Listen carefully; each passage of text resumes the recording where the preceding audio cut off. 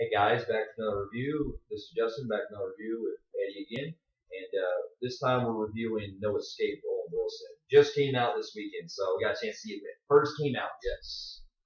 Well, it came out Friday, like Sunday, whatever.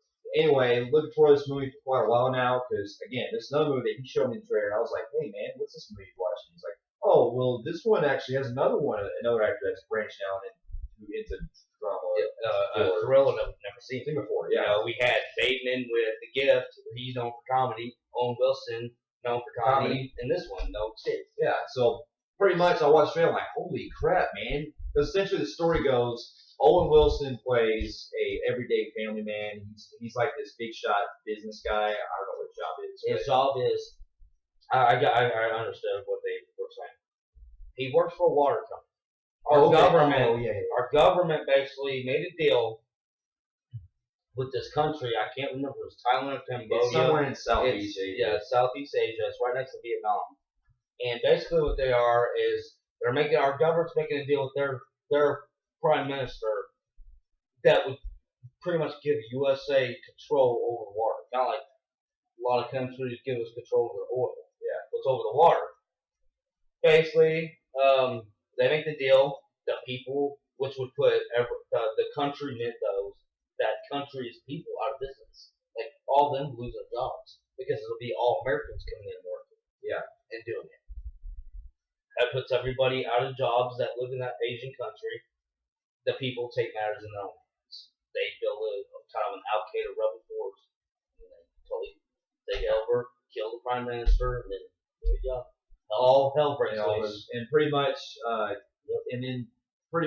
Owen Wilson, his wife, and his kids, they're just going on vacation here to just check out the country and everything. At first, they like it, it's kind of different, and everything. Actually, what? They're moving there. Oh, they're moving there. Okay, yeah. Because Owen Wilson, he's one of 3 guys who will run that company that they hired to run it.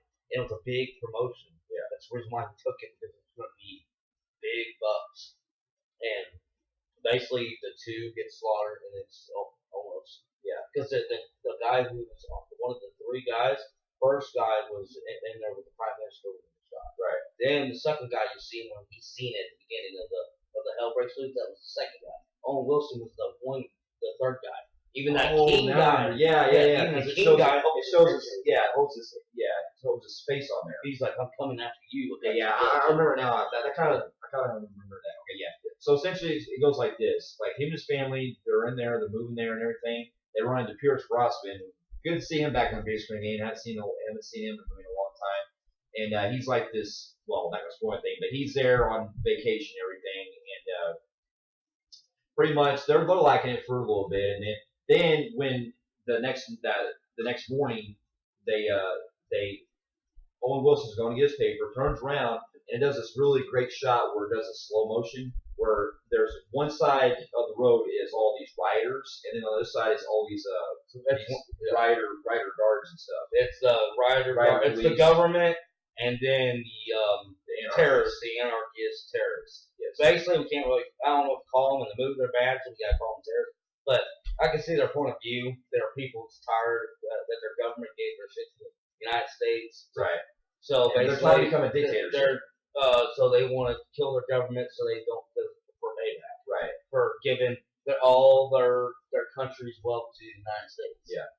So basically, they take matters in their own hands, destroy the government. Then the guy who runs that terrorist group orders that every non-Asian group kill.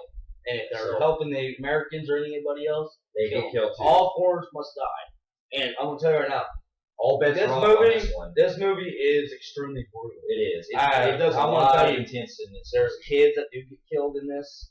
The practicals are amazing because it was pretty brutal as far as killing. We get to see this terrorist group actually act like ISIS. There's a part where they're on the street. Well, what people will know what I mean by ISIS. We all know that ISIS has been shooting out videos of them trying out new fun methods of killing people. They do that in this movie where you get the machete, where they're having fun slicing people with machetes, shooting people in different ways, and then there's a part where they like to tie people up and watch them get slowly ran over. That is pretty fucking brutal. Like they like to try new things. They do, yeah. And there's also a part where when they're in the hotel, there's a part where Owen Wilson is before he gets back to the hotel. There's a part where they're like slamming people's heads down on the ground. They're already dead.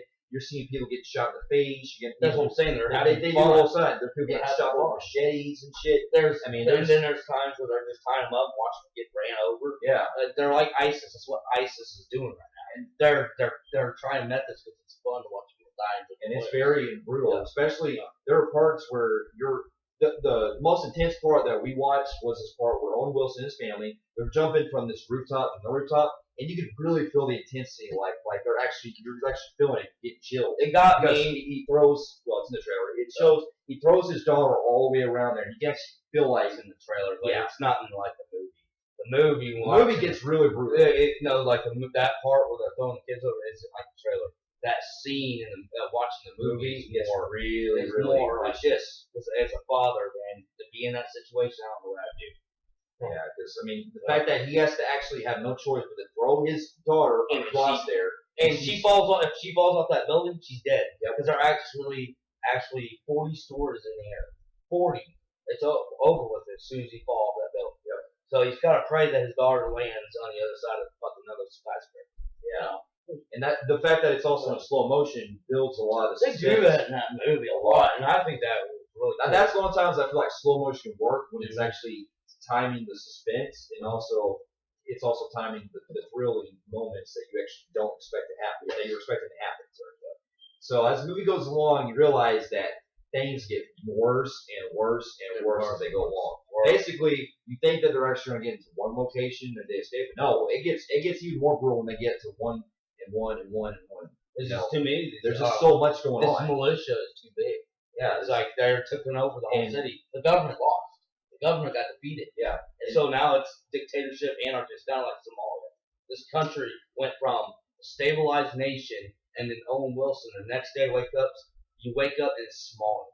Right. No government. It's over with. The government got defeated. Now it's overran by.